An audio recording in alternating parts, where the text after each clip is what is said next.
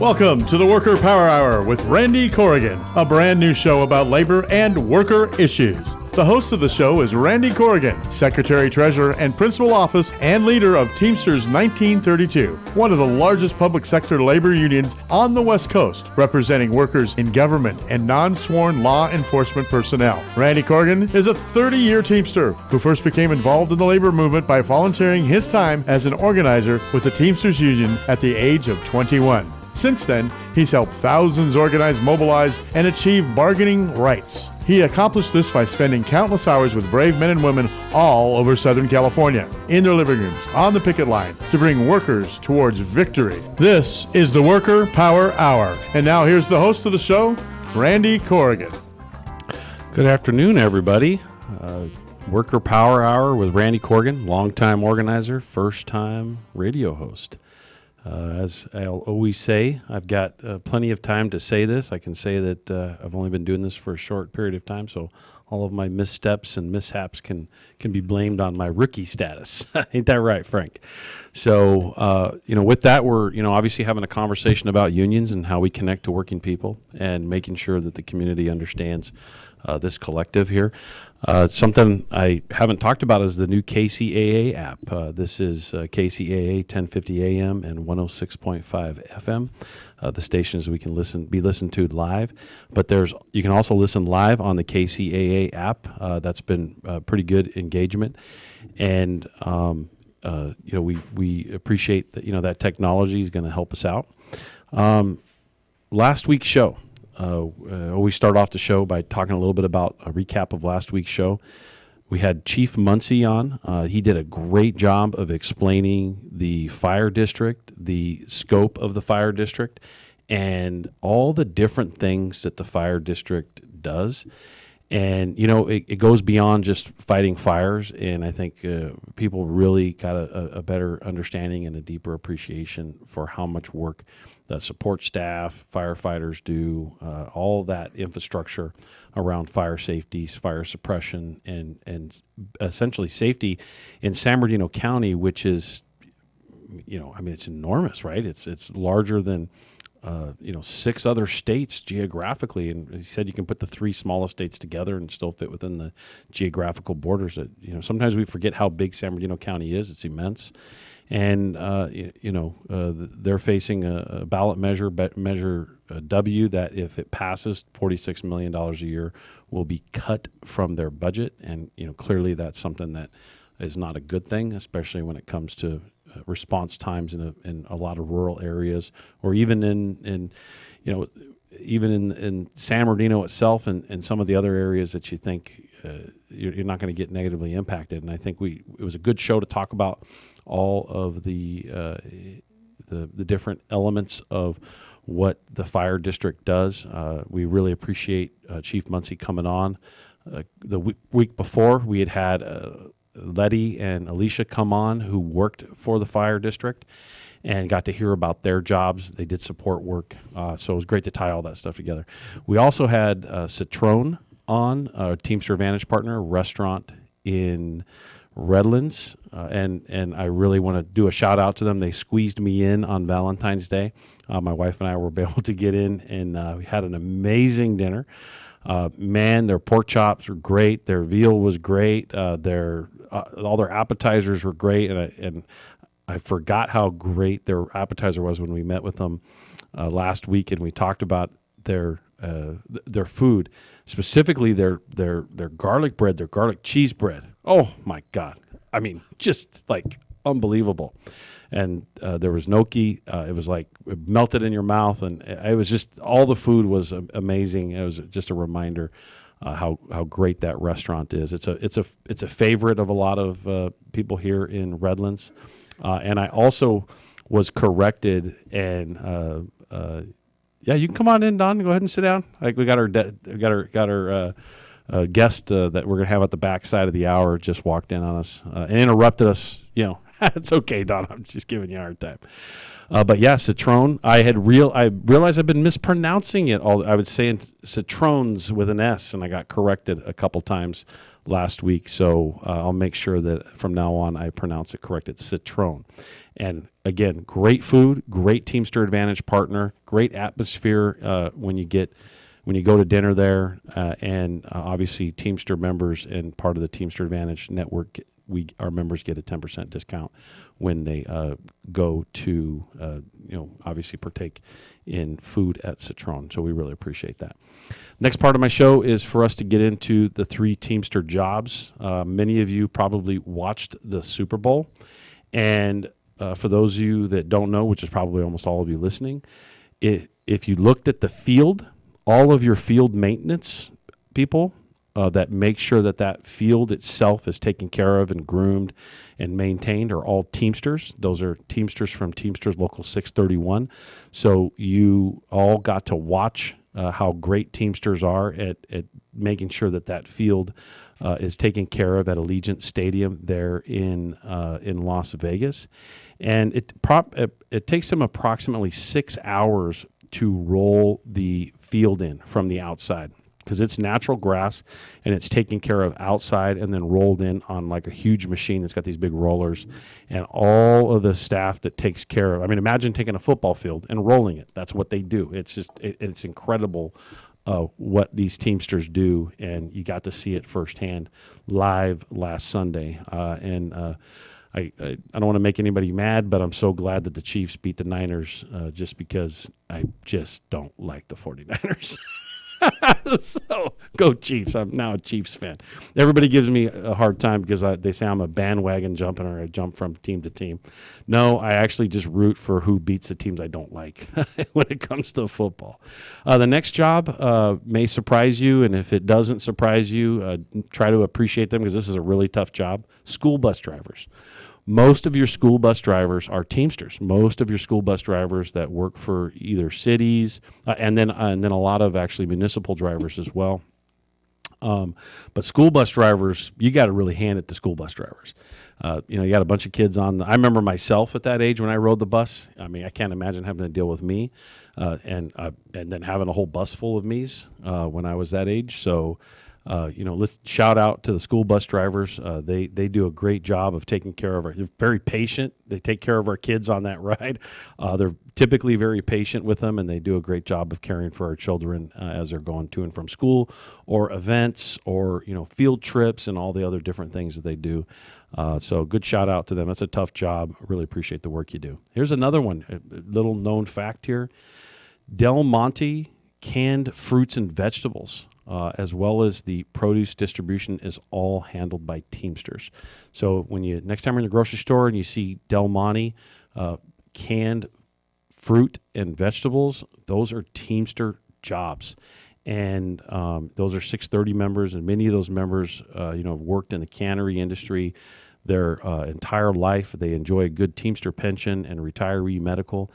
So when you go to a grocery store and you see the Del Monte canned fruit or sticker on fresh produce, remember, thank a Teamster, and try to buy that first. Don't buy the cheaper one, buy the good one, because we know that those workers are being taken care of. We know they got retirement plans. We know they got good health care. And instead of sometimes, saving 10 cents on a can of fruit or vegetables, let's make sure we take care of those who take care of us. And so with that, I'll transition into current labor news. I think the biggest thing that we can highlight right now is strikes have hit a 23-year high according to the Labor Department. And so say, why is that a great thing to celebrate?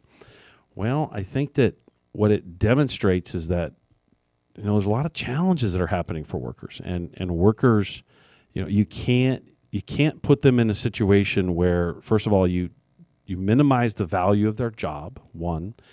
Two, you put them in a situation where healthcare is unaffordable, and then there's not a lot of pathways to retirement. And so when you see industries have shifted from having a lot of good jobs, good middle-class jobs, to then moving into, let's say, temporary contingent workforce being subcontracted out, you see a very massive expansion of that and a reduction in really good long-term jobs that are going to stay in the community.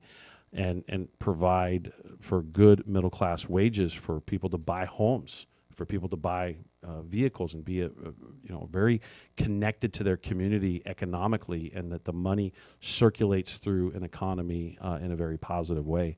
And so we can see statistically where wages have sagged for a very long time, specifically in the private sector. And as a result of those wages sagging, I mean, think about it. I had to correct somebody that was running for Congress the other day at a meeting I spoke at a week and a half ago. They were talking about warehouses being transitional jobs, or warehouse work not being, they were comparing it to, let's say, a fast food job. And the reality is there's an argument to say that working in a fast food restaurant shouldn't be a transitional job. Aside from that, me growing up, that was a job that you did when you were in your teens, and then you worked to go some other direction. But warehouse jobs are jobs in transportation, which is the primary vehicle of jobs here in the Inland Empire. When those are devalued down to a level in which when you work in those operations, you can't even buy a home in the area, something's wrong. And it's not just in the IE, it's in all parts of the country. And when you have devalued jobs to that level, workers are going to say, hey, wait a minute, what can we do to get this back to square? What can we do to deal with that? And that's clearly usually where labor disputes start to happen. Now, so everybody understands you don't just run around having labor disputes all the time. They need to be entered into, very cautiously and in a way in which everybody understands the process and recognize the two sides to this dispute are completely at odds and won't get to a resolution. And workers in this country have a right to withhold their labor if they feel that is not fair, that the exchange for their time is not fair. Many will say, well, just move on and get another job. Well, guess what? We can look back statistically and we can see the last 40 years they've been treated that way, and as a result, wages have sagged tremendously because the attitude was, just go find another job. Well, the Inland Empire shows us that there are plenty of those jobs. The problem is there's not plenty of good jobs, because when I first started working in a warehouse when I was in my teens, those jobs were good middle-class jobs, and you could buy a home as soon as, I was 18, 19, 20 years old. I qualified to purchase a home, purchase a car. And now you go into those jobs, and those jobs don't pay enough on average, unless they're a union warehouse. If they're a union warehouse, you make enough money to buy a home. You make enough money to be able to anchor down in the community and not have to bounce around from job to job. So the reason why, and at least in my opinion, strikes have hit a 23-year high according to the Labor Department, is because of those pressures that have happened. And quite frankly, too many of the big businesses and the big corporations have kind of gotten away with murder. And they have been able to push down those wages and devalue jobs. And at the end of the day, we need to make sure that there's a fair enough balance, because the more people that are earning enough money to buy homes and to buy goods and services in a particular area, that money circulates through the economy, the local economy, and small businesses do well, and Teamster Advantage partners do well, and people are able to go to concerts and all those other good things, and have extra activities and go on vacations. And so, the surge in strike activity represents a major rebound from the decline from post-2020. And, as a result, you saw a sag in that, and there wasn't a lot of the activity, and now that activity is increased. And it appears to be that education and health services sector has accounted for the majority of the work stoppages. You see a lot of workers that are in healthcare. You see a lot of workers that are in service industries that, it's a tough job. You're dealing with the public, or you're dealing with especially in healthcare, you're dealing with people's lives. And, they want to make sure that their time is valued. They want to make sure that not just your time is valued today, but is your time valued to the point of retirement? Where do we pull the trigger on retiring? Is it, I have to work till I'm 75? Like, especially if you use the Inland Empire as an example with hundreds of thousands of warehouse jobs, those jobs break your body down. And if you work in that job your entire career, which many of you listening here, I know you, have been working with you. We all started together when we were in our teens, and many of you are still working in those warehouses. That's very physical labor, and let's use a UPS driver. No one's ever seen a lazy UPS driver. I'd love for someone to come on the show and tell me they know a lazy UPS driver, because they really don't exist. But they hustle every day. You know, they're jumping out of the truck, they're jumping in the truck, they're grabbing packages, they're carrying this, they're carrying that, they're moving this, they're moving stuff around. And so that's that physical labor of jumping in and out of the vehicle, your ankles, your knees, your back, over and over again, decades and decades and decades. It hits you pretty hard, especially when we start getting, I'm feeling it really in my 50s now. And not that I had to do that physical labor. I actually appreciate the fact that I didn't. So, you know, those of you that did, you know, having an early retirement vehicle, or a vehicle that enables me after 30 years or, you know, 25, 30, 32, 34 years to be able to pull the plug is are vehicles that should be there for working people.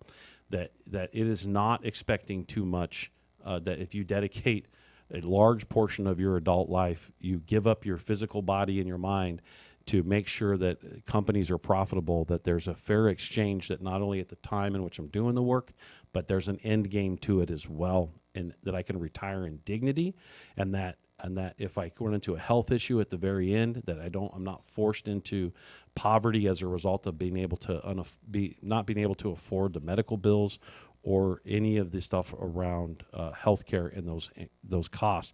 And we can see that workers are starting to recognize this a little bit more today, actually by 20% more today than they were, let's just say, 2 decades ago.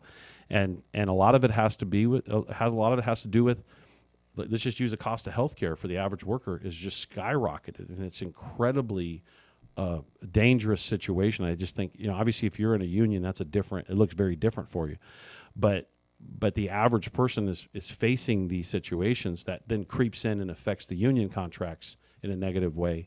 And you know, these workers are saying enough's enough, and they're saying, you know, we want you to be profitable, but we want to share in the wealth. And we also, it's also a lot of times, like we found with our guests on the show from the actors strike, it was about AI.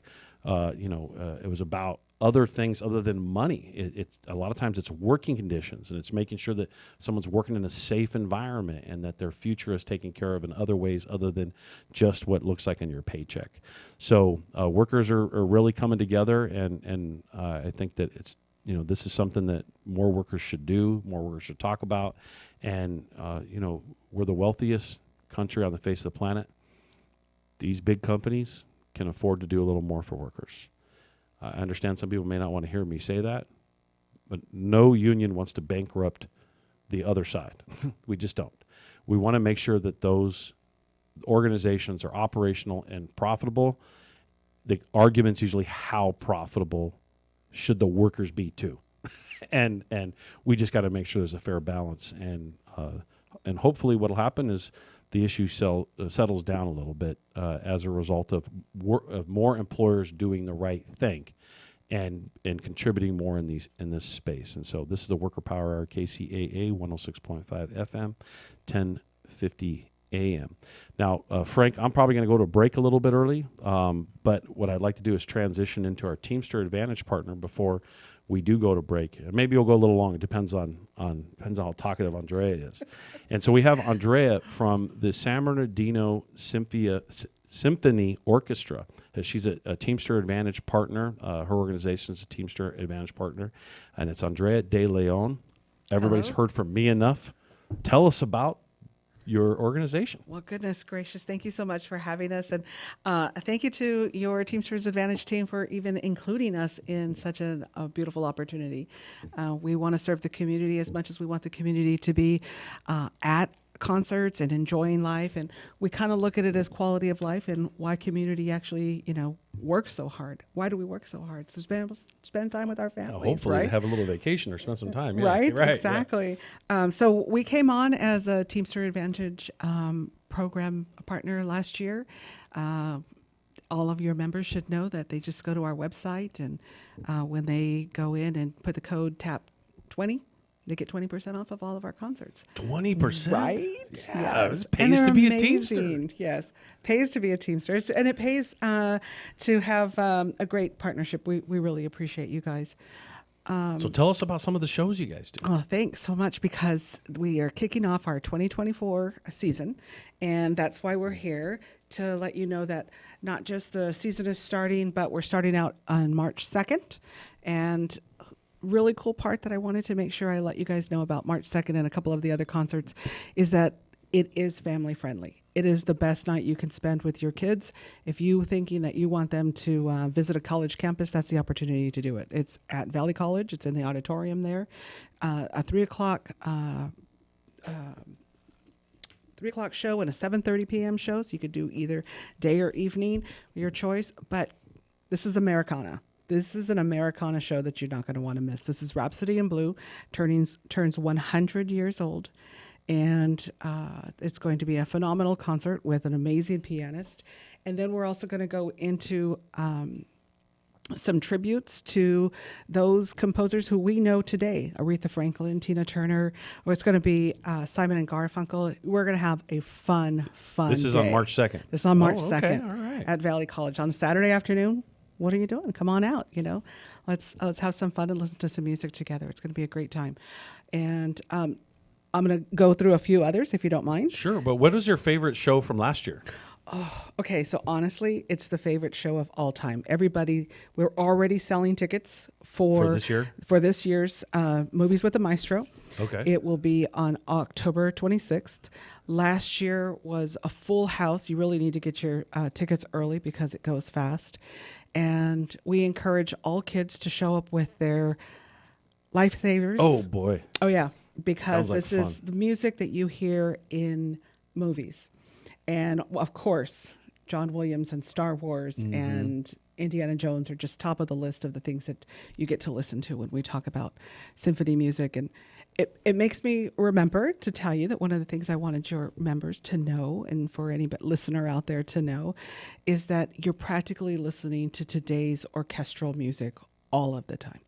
Whether you're watching movies or whether you're a gamer and you're playing your favorite game and you know that music is going on in the background and you just memorized it already, that's today's symphonic orchestra music. So Really? All right. yeah, Well, that's so, good to know. Yeah, you're going to have fun. We learn something new every day, and today it was on this show. That's good. So last year's show was packed and this year's show will be again. I see a Christmas festival, too, on the list.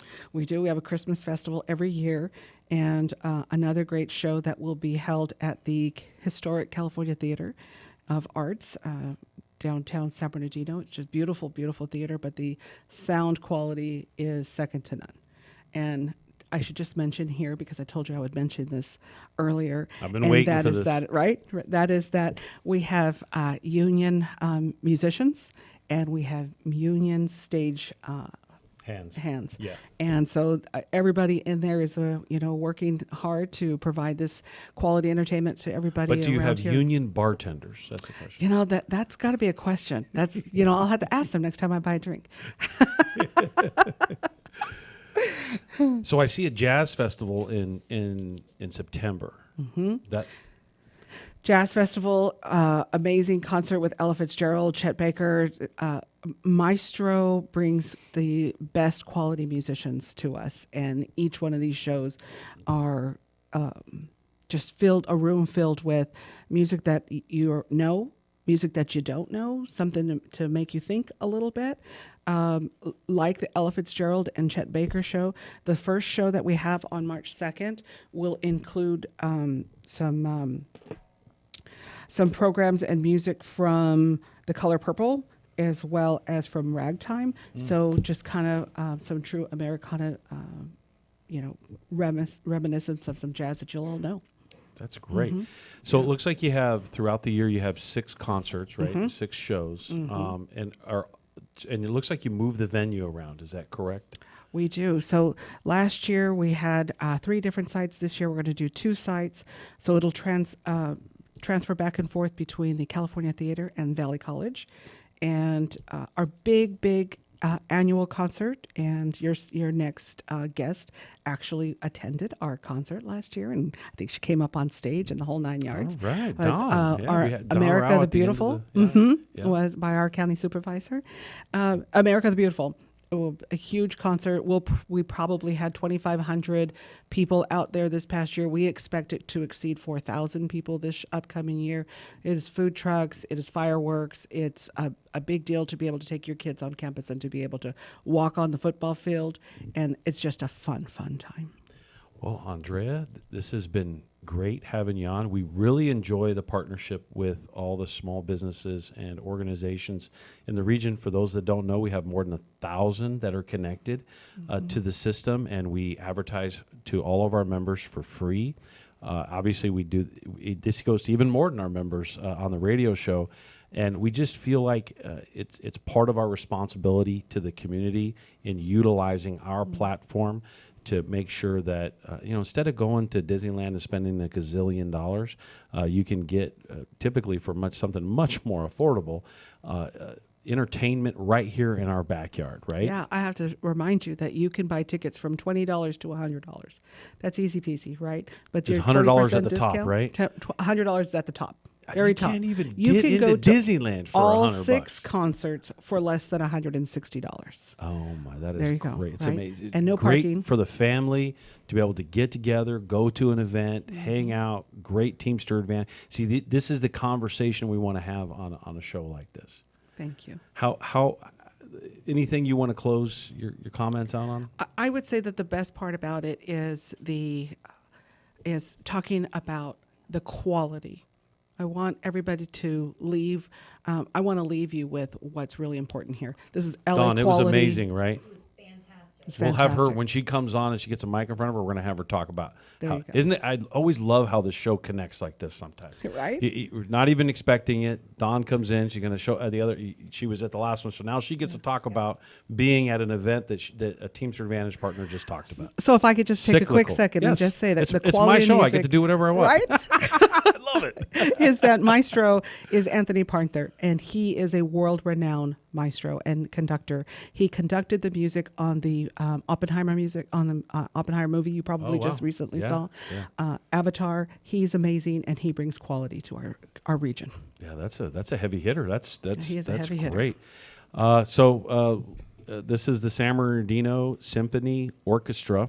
You can get tickets. Go to their website. Obviously, it's a very affordable event. Andrea, thanks for being here. You did a great job of explaining all this. Hopefully, you weren't nervous. You didn't come across as if you were. And we really appreciate the partnership. And every single week we try to make sure we have 1 or 2 Teamster Advantage partners on and celebrate the small businesses and organizations in the area. This is the Worker Power Hour, KCAA 106.5 FM, 1050 AM. We're going to go to break. See you on the other side of the break.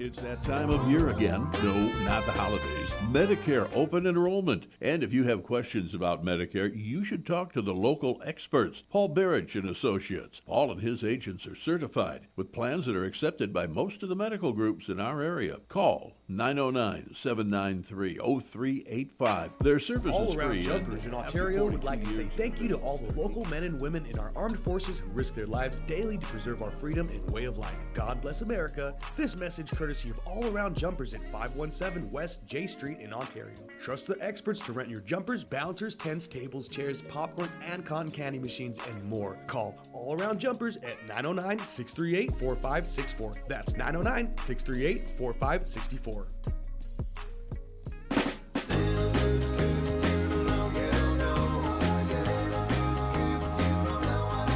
Was your car involved in an accident or just need help with dents? All Magic Paint and Body Collision Centers. In business for over 30 years. Their highly trained staff and certified technicians and friendly staff are the best in the business and treat each car as if it was their own. All Magic Paint and Body Collision Centers are family owned and offer state-of-the-art equipment and tools to ensure optimum results. They use the latest technology in computerized color matching and specialize in frame repairs. With their modern laser measuring systems, they're OEM certified, and they have 4 locations to serve you. All Magic Paint and Body Collision Centers offer rental car assistance with free drop-off and pickup services too, and their work has a lifetime guarantee. All Magic Paint and Body Collision Centers are in Norco, Eastvale, Moreno Valley, and in Fontana. Call them at 1-800-61-MAGIC. That's 1-800-61-MAGIC. All Magic Paint and Body Collision Centers. 1-800-61-MAGIC. All Magic Paint and Auto Body says, drive carefully. KCAA.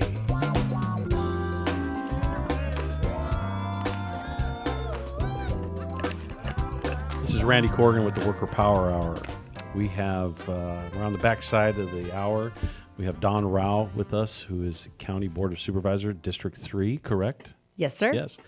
Sometimes, I'll be honest with you, now I'm getting older, I can't remember all the districts and the this and the that, and it's, you know, the Senate 41 and Assembly this and council this, and it's sometimes It's a lot. Yeah, sometimes I feel like my brain feels like a shot glass that a gallon of something's being poured into, and I just, the numbers sometimes go. So I guessed this one right. I got it right. We're happy to be joined by Don Rao. She's been a great partner for Teamsters Local 1932. She's been great to the community for a long period of time. And, we didn't start off our relationship in a way that we knew each other really well. And as time went on, I think that everybody's kind of got to know each other in a way that's been very productive. I'll get into some of that stuff in a little bit, but I really want to start. I'll let you introduce yourself and your history and all that. But man, what a great connection on our Teamster Advantage partner just now. You're sitting in, waiting in to chime in, and you were actually at a concert that our Teamster Advantage partner was talking about. How was that concert, Don? It was truly first class. It's amazing to show up. It was my first time going, and I had no idea what we were in for. My husband was with me, and I thought, we'll just go listen to some music. I'm like, wow, this takes place in San Bernardino, and it is awesome. That's why we have this platform is what we really want to do is encourage people to look internal, to look right here in your backyard. There's so many good things happening in our backyard. We just got to talk about them. It was we got to appreciate a lovely event. What was your favorite part about it? Seeing all the people, the kids, the families, eating dinner outside, enjoying the open air, and you feel like you're in Hollywood. I mean, it was really amazing. It is. We're gonna call it our little Hollywood. How's that? Yeah. It's our show. We get to do whatever we want.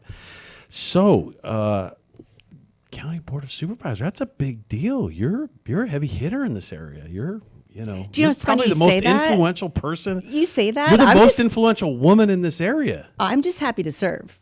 I had no idea what I was getting myself into. You did not. I did not. Nope. Right. No, I just show up and try to learn and work and go where I'm needed. But you've done a great job with the role, and here's my perspective on it. Whenever I call you and I bring up an issue that's coming before you to vote on, and sometimes it directly impacts our members, and sometimes it impacts the community. Sure. You always listen. You give me kind of a brief explanation as to where you're at the particular moment, and you're always willing to hear more information. And I think the most positive thing about you, Don, is you're always willing to change your mind with the proper information. I will tell people I work hard, I'm accessible, and I'm open-minded, but I may not always agree. And if I don't, I'll still listen and try to figure out why I disagree or why we may not agree, and then articulate that back respectfully. Yeah, and I'll say this, on behalf of the members we represent in the county, which is clearly, the big portion of the entire county, over 12,000. Your support on some policy stuff directly impacting the MOU for our members are game changers. And we absolutely appreciate you understanding how we approached it, because obviously when it came to the retiree medical subsidy and a lot of things, we approached it in a very unique way, in a way that didn't create additional liabilities for the county. Sure. And it was approached in a way that was creative in a positive way. And your support was absolutely had to be there, and it was there, and our members probably can't thank you enough for that support. So I'll but tell I you- can. So, and I appreciate that. At the county, it felt like when I got there, we started with no, and then we worked our way back to how to get to yes, and trying to change that culture of, I want to say yes. I don't know how to get there, but let's start with that, and then kind of work our way back and figure out if we can't make it happen, why not? So I think that's a culture change. And that's exactly how the conversations happened. Some of the conversations we had in the beginning of the relationship when you became board of supervisor were, well, I'm a no on a subject. It wasn't the retiree medical, it'd be something else. And it was like, okay, well, what's going to change my mind? And as we worked through and gave more information, had more dialogue, and you work even more closely with Kathleen Brennan, our Right. president. She calls you. You guys have a great relationship. I know. And we really appreciate that. By the way, she couldn't be here because there was an emergency in the county. By the way, they had a server go down, and she was Oh, supposed that's a to be big deal. here. Yeah, she was supposed to be here, but as usual, she rises to the occasion and makes sure that she takes care of the county. Anyway, for you to always work through it in that way, very problem solving, very pragmatic. Not always the case that we experience with electeds. So it's fascinating. I had no idea. I had no preconceived notion what a supervisor should be like or It's a lot of stuff. was going to be like. So I'm just me. Yeah. I remember I was corrected and somebody said, don't let them call you Dawn, let them call you supervisor. I'm like, but I'm Dawn. But I'm done, right? So You're also very humble, and I think we everybody appreciates that. Our members really appreciate that as well. It's a tough job being a board supervisor. It's a I lot. don't know why anybody would want that job. It's a lot. I'm telling you We'll right tell now. you. It's crazy what you no, have to you deal with. You know what? If I could share some of the stories with you over time, you would, because it's rewarding. That's great to hear. The people that call our office that are appreciative for the help that they've received from me or my team, they wouldn't have had that assistance if we weren't there, and that's what makes you want to get up and do the job every day. Yeah, the reason why I say it is I think it's important for us to appreciate the difficulties of your role. I think it's not just yours, but county employees, Yeah. somebody, the fire district, whatever these things are. In our current society, we have really started to take things for granted that are so close to us because they were kind of automatic. We didn't have to build them. Right. And if you don't have to build something and create the infrastructure for it, you kind of take a lot of that for granted. The county has so much infrastructure that it's responsible for, so many services that it's responsible for, all the committees you have to sit on, all the organizations you have to interact with.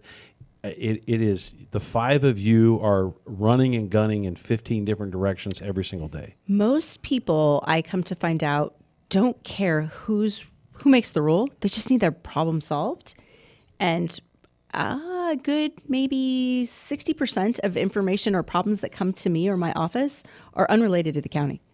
There are other jurisdictions that have caused a problem for someone. Could be a restaurant owner, could be just a resident that needs a pothole paved. And all of those things could be Caltrans. It could be the federal government. It could be a local city that's incorporated. And they don't care if they just know how to get in touch with us, or we're the first person that they bumped into since they had a problem. They don't want to know. They don't want us to do this. They want us to solve Correct. their They don't problem. want to see somebody point the finger. It's not my fault. They just So want a problem solved. if you call our office, we will help you. We won't tell you if it's not our pothole. We'll just get you the information that you need. And so that's where I think it comes to us to be, like, it feels good to help people. So Yeah, you were at a meeting at our office. I think it was last week. One of the things that we're all working on right now is trying to get a grocery store into the city of Needles. Yep. And it's really important to get a good grocery store in that area. Most people don't realize, there's no grocery store in the city of Needles. I And know. the Rite Aid has announced that they're going to close that one up as well. And so obviously Rite Aid is not a grocery store. But the city of Needles is, if you go down into Havasu Landing, if you reach up a little bit further, you get across the border there. Not only is there over 5,000 residents in the area that need a grocery store, you have the secondary part, which is Needles grows in size because of all the weekenders, right? You got the riders, the side by sides yeah. and the desert riders, and then you get the boating that happens in the summer. And so it is. We appreciate your partnership in that too, because there's a lot of things that a lot of us have been doing to try to catch the attention of certain grocery store chains. Can I plug one? Absolutely. All right. So I left your office. I had my team send an email to Pete Van Helden over at Stater Brothers. Within I know him. within 10 minutes, I have an appointment with him to go. And she wanted to know what the topic was, his scheduler. And I said, I'm working with Teamsters to try to see if it's viable to get a store there. Doesn't have to be a big store. Love to have a pharmacy within the store. And if the answer is no, that's okay. But help me understand. Well, if the answer's no, let us know. We'll go back over there. Yeah, well, no, let's figure out why it's no. And it has to be a viable. Absolutely. It has to be a viable business operate. That's what they're in business to make a profit. I understand that.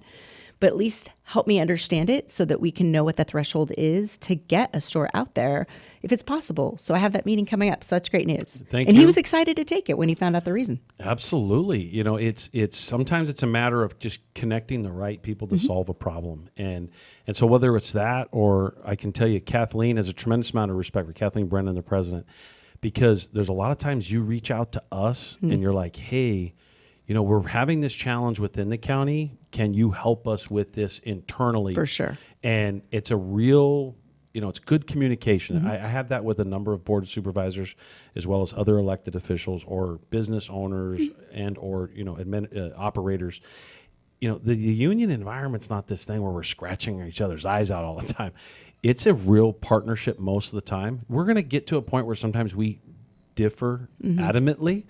But 99% of the time, we're on the same page to solve these problems. Oh, for sure. And a lot of it is just making sure that we have the open lines of communication. I remember at some point in the initial days of the snowstorm when we had county employees that were trapped in the mountains, are they burning leave time up there? Are they, that's not appropriate. If they can't get to work, we can't expect them. So I'm like, hey, Kathleen, I'm thinking about a dozen different things, but this needs to be one of them, and I'll get it taken care of. It might not be today, but I'm thinking about it, and we'll make it happen. So let's talk about the snowstorm. I know that there's an election going on right now, and there's some people that want to criticize. It's always easy to throw stones at somebody when you weren't doing the work. The example I like to give is if you don't have a shovel in your hand and you're not doing the work, it's very easy to tell someone else how to operate that shovel, right? Sure. Understanding the snowstorm from last year and the unpredictable nature of the size, as well as some other stuff. There was a lot of preparation that went into it. There were some challenges that were presented, and us representing the members that not only helped clear the road, but also donated their time to working at help the community. The commodity points of distribution. Yep. Yes. And just everybody jumping in to help out and get it done. You could always look at a very difficult situation and unpack it and say, the supervisor should have done this, or the county should have done that, or the organization should have done this. But I can tell you firsthand, dealing with the members that had that actually that work for you to deal with the crisis, everybody was doing everything they could possibly with the infrastructure to deal with the challenges that were there. And regardless of what anybody would say, I'm telling people you did a good job with that. You did the best job you could with the circumstances. That proved to be true because when the Hillary situation happened and that next storm came in September, you guys were right in front of it, clearing roads, doing certain things, fixing things that emergencies didn't happen. And then clearly we got hit with some more storms here recently. So I'll shut up now and let you, because I know you got a lot of things you can pipe in on. So it was interesting for me. It was literally a perfect storm timing wise. I had just rotated in as the chairman of the board about 6 weeks prior. And it's in my district, but I had just taken over that district in the 1st of January from Supervisor Rutherford when she termed out. So I knew the whole Big Bear. I knew from the dam east, but from the dam west was all new to me. And so I learned what those neighborhoods were, their challenges, and I learned it in that rapid response time. It was unfortunate for me to have the role as the chairman of the board at the same time that I'm taking over the new district. So there was that for me on the front end that was a learning curve. It ended up to be a silver lining because now I know those neighborhoods ins and outs. I know the back way around. I know all the the particulars of each of the communities. But then there were things that we identified. Our Office of Emergency Services had really still been in COVID mode. They had transitioned through that. They did a great job in COVID, but then all of a sudden, here we are back to sort of a natural disaster. And it's a pivot that we didn't pivot fast enough. It's the first blizzard we've had. What does the blizzard mean? Yeah, well, we in all a know few now. Decades. Yeah. Right. Yeah. We know now clearly. And while we expected a storm, we didn't expect that big of a storm. And so hindsight's 20/20 for all of us. The lessons that we took, we learned. We will embed County Fire into our Office of Emergency Services right from the get-go. That will help. We helped our utility companies, which, as we look back on, I think, should we do that again? Should we not do that again? Electricity did not go out for a majority of the homeowners during the storm, which was great. However, we moved our County Public Works plows to be able to get Edison and the gas company into those downed areas because they didn't have that equipment themselves, and that caused then a delay in county slowed plowing. other things it down. did. Yeah. And then we had so much of the velocity or the downpour was such that then when they went back to the roads, it wasn't a plowing operation because of the weight of the snow. It turned into a scoop and dump, and that's a completely different operation. So as you look back, is it better that they had electricity or should we maintain the plows? The jury's still out on that, but we now have the equipment. I'm sorry, I say you got to have the electricity Yeah, to you start, right? Because there's too much that's dependent on electricity in your home if you're stranded. So I think that we can second guess this till the cows come home. I hope Edison will have some plows next time, and Well, something to build Edison. Yeah. Let's have them pay a little bit. But we procured more front end loaders and chains for the front end loaders and operators for And the front end Edison loaders. and them, I noticed Edison and the gas company and a few of the other utilities have actually done the same thing. They Yeah. put some up there as well. They pre-position them. Because it's funny because taxpayers are fickle sometimes. Oh, why is that? It doesn't ever snow up here. Why is that snowplow sitting there for the last 10 years? Get rid of it. We don't need to pay for it. We don't need to do it. And then when you get rid of it, I want it now. where did it go? Why did somebody sell it? That is Yeah. the world It's a you challenge. live in. It is. So It what's is. one of the most favorite things about you being a county supervisor? We've got probably about 5 minutes, 6 minutes, right, Frank?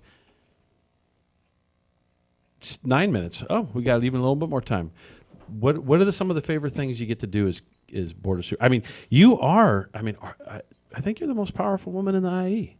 Is there anybody? Oh, come on. Yes, you are. No. It's, who? So I don't know, but it doesn't matter. It doesn't matter, No, right? there's no powerful women. there is- We need more powerful women. Don't you think everybody serves a purpose? Absolutely. Right? I'm telling you, as a Christian woman, God put me here to serve a purpose and a plan for today at this moment in time, and I'm happy to do it.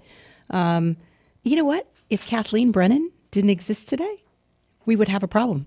We'd probably have a problem that would be blowing up my phone. Yeah, if I she wouldn't didn't have a exist great today. partner like I So- do running a big So organization. I would argue she's probably the most powerful amazing. woman at the moment. She's pretty. Yeah, she's pretty darn good. So we all serve in our different roles, but No, but let's not downplay it, Don. I the reason I'm bringing it up is because it's you bring you showed up at one of our events, a women's committee event last year that you spoke at.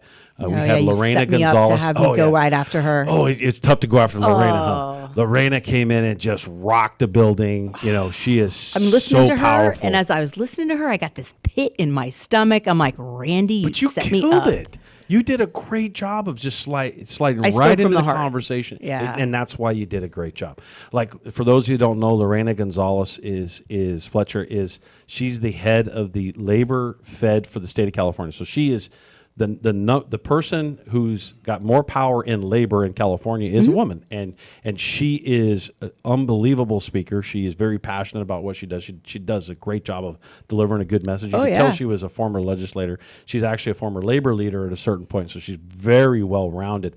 And having the two of you as well as others at our union hall talking to our members and explaining how they can get involved in the public arena to potentially run for office in the future and participate in a positive way in these things.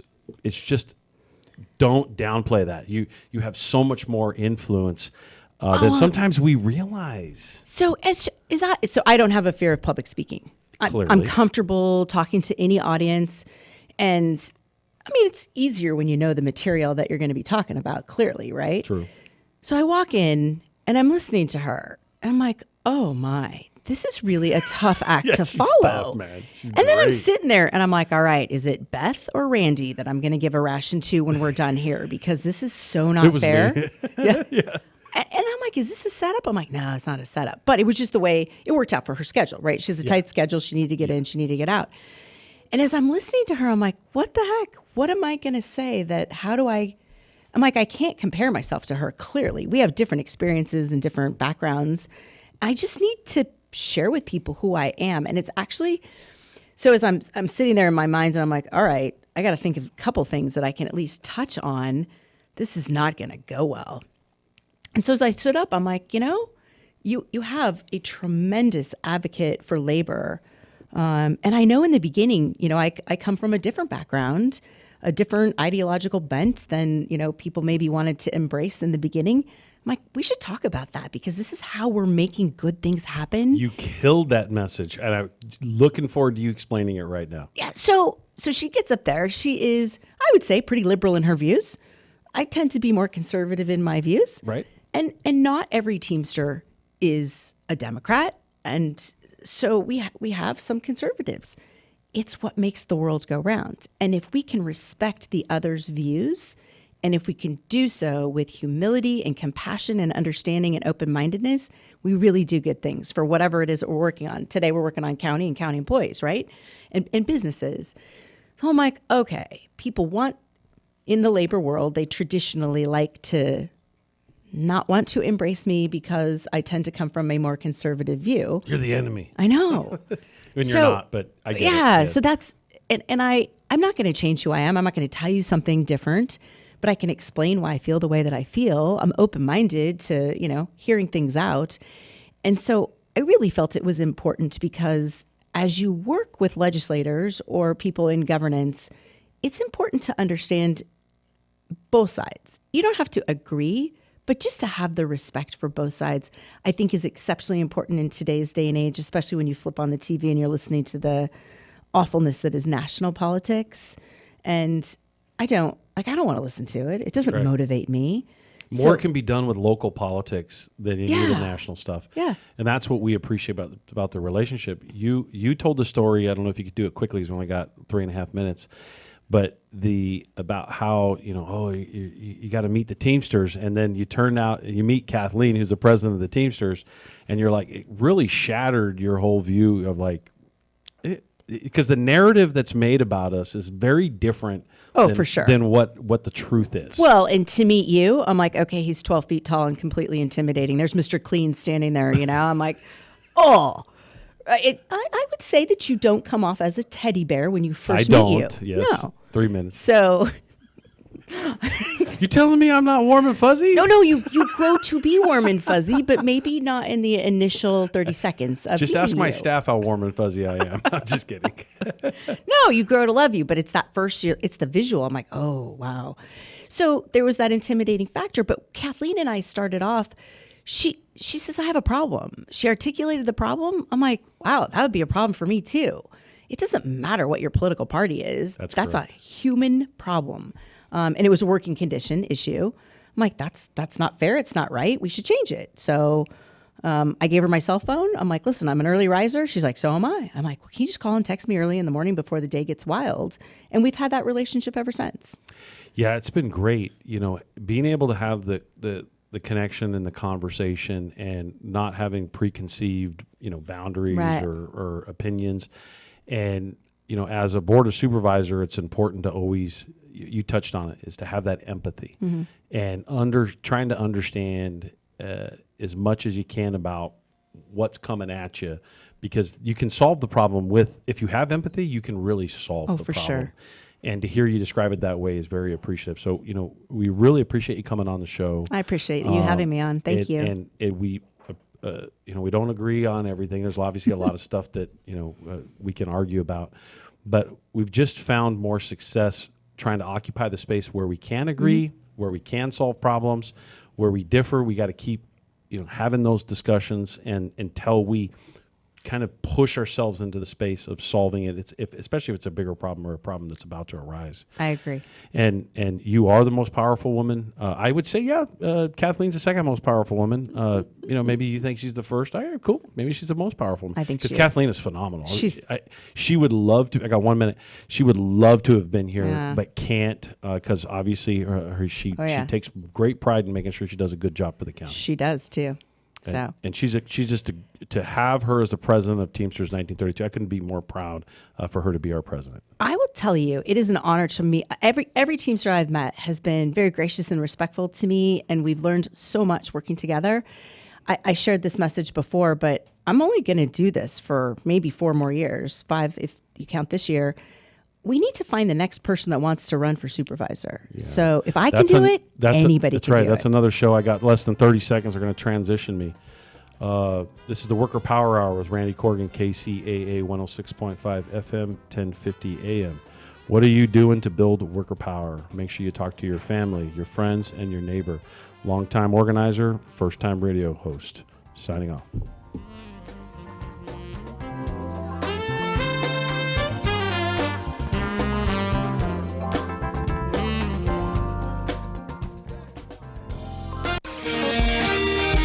NBC News on